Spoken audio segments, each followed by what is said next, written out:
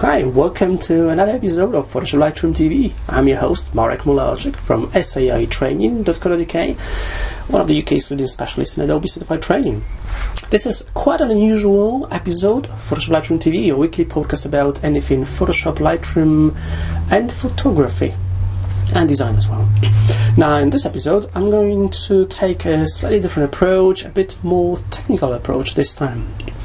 And I'm going to share with you two great videos that are not directly related to Photoshop, not directly, not in Photoshop.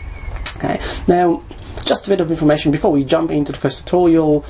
Make sure you check my blog, PhotoshopLightroomTV.co.uk.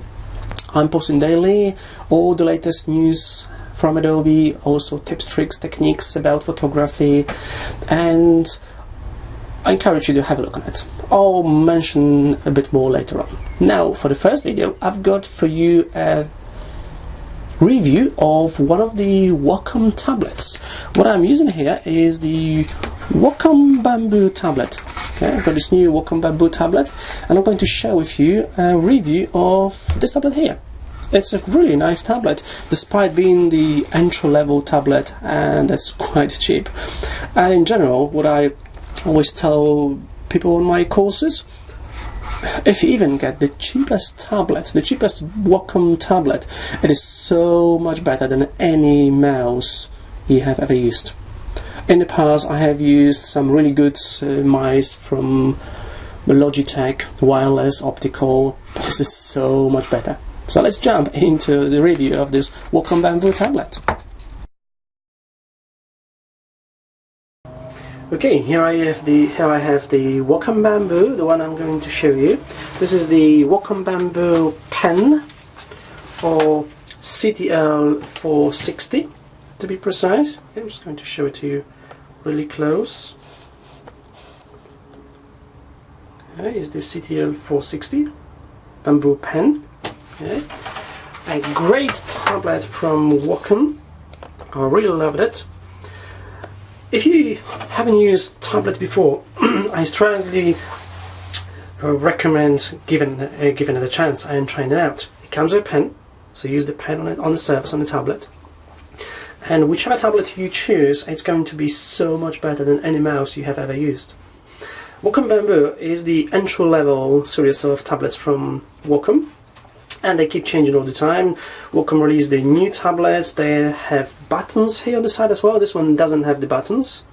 This is with the previous model.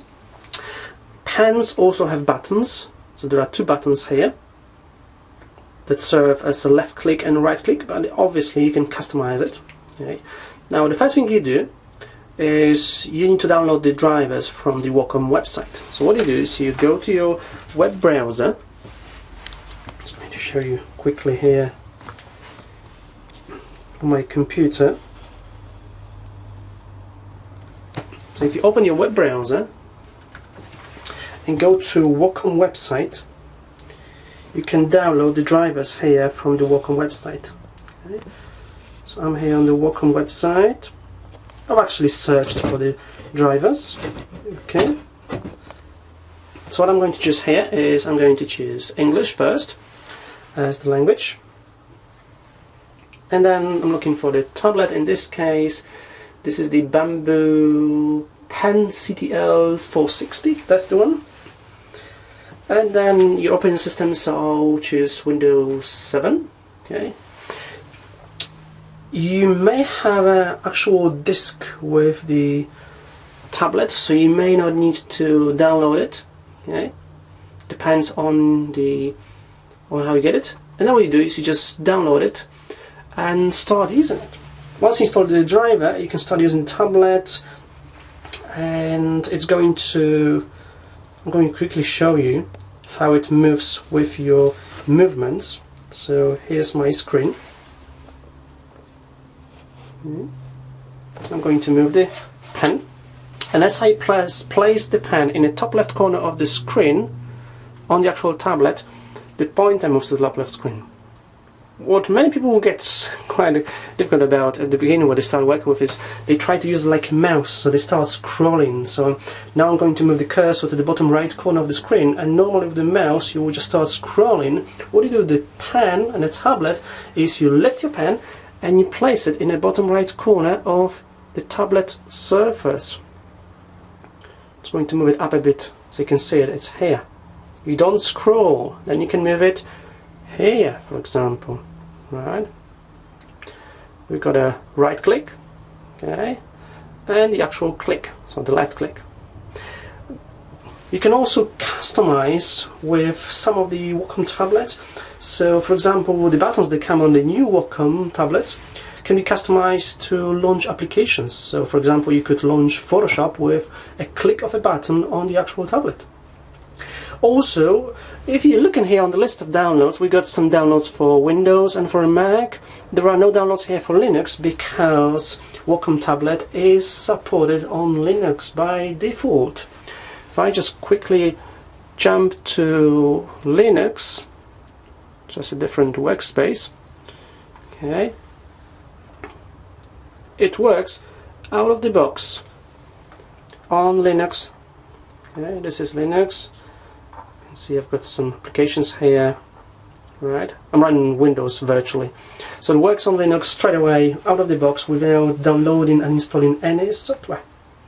And that's how you get started. Obviously, plug in your tablet into Wacom tablet into USB port, and with the new Wacom Bamboo, you can also, you've got a holder for the pen, so you can keep the pen.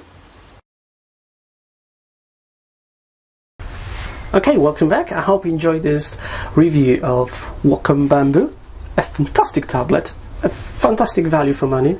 Obviously, depending on what you're going to use it for, you may want to consider the Wacom Intuos, a professional level of tablets from Wacom. Obviously much better, but it depends what you're going to use it for. Now, going back to my blog, PhotoshopLightroomTV, Photoshop Lightroom Bridge. This week I'm sharing a great video from Google Plus conference with Scott Kirby when he talks about composition. I encourage you to have a look on that. Great video. Scott is a great photographer and Photoshop trainer as well. So have a look on it. PhotoshopLightroomBridge.co.uk. Now for the second video, I've got for you one more review. This will be a review of a tablet. Tablet not as a Wacom tablet, but tablet as a device, kind of like a computer. And if you're thinking I'm going to show you the review of the iPad, you're wrong. If you know me a bit, you know I'm into open source stuff. So this will be an Android tablet, and the tablet I'm going to share with you is this beautiful Acer Iconia A500. A fantastic tablet, I love it. And I'll share with you some of the features and the reasons why I chose this tablet. It's really amazing, very light, around 10-inch size, and it's widescreen. iPad is not. Okay, so let me share with you the review of this tablet here. So just a quick look around the Acer Iconia. First of all, it's a widescreen tablet, 16:9 or 16:10 ratio, where the iPad is 4:3, so it's more into a square. Now, Acer Iconia comes with a standard USB port, which you can see it here, but it does have a standard USB port in here on the side. Okay. It's also got the HDMI port here on the side. Okay. Here we go. Here we have the HDMI. Okay. You've got the power button and the headphones. Okay. Let me show you the USB port. Actually, two USB ports. One of them is a standard USB port, so you could just plug in a USB flash drive and transfer data. You've got a small mini or micro USB port here as well. Now, as you probably know, iPad doesn't have any connections at all. The only connection is this connection here. a standard Apple connection. We've got it here as well, and here on the top we've got the volume buttons and also the card slot. In here you've got the micro SD card slot, and I've got a 32 gigabytes micro SD card in here, so you can expand your memory. For example, the Acer Iconia, you can get an Acer Iconia in either 16 or 32 gigabytes versions, okay? And you can buy extra memory. In terms of quality, fantastic tablet, I love it. It's very, very good, amazing quality, very responsive, can't complain, very good, really happy about it. Yeah, everything works perfectly. Well, that's it for this week's episode of Photoshop Lightroom TV. I hope you enjoyed it. Thank you for watching. I'm Marek Mularczyk from sartraining.co.uk, and I do have quickly tip of the week for you, photography tip of the week. Remember, experiment. When taking photographs, move around, try different levels, try from down, from bottom, from top, try different focal lengths on your lens. Experiment. I'll be talking more about it in the future episodes for Photoshop Lightroom TV. That's it for now. Thank you for watching. Bye bye.